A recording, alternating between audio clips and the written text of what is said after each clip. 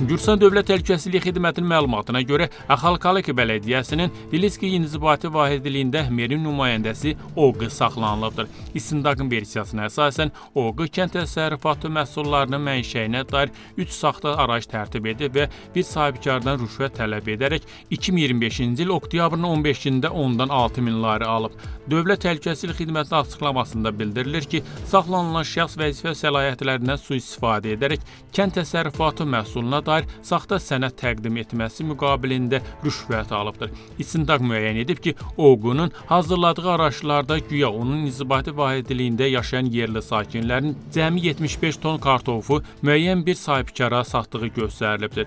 Bu arayışlar məhsul həm Gürcüstan ərazisində, həm də ixrac üçün daha yüksək qiymətə satılmasına şərait yaradırdı. TTX bildirir ki, gizli istintaq tədbirləri nəticəsində cinayət əməlinin törədilməsini əks etdirən audio və video sübutlar əldə olunubdur. Hazırda istintaq Gürcüstan Cinayət Məcəlləsinin 338-ci maddəsinin 1-ci hissəsi üzrə aparılır. Bu maddə 6 ildən 9 ilədək azadlıqdan məhrum etmə cəzasını nəzərdə tutur.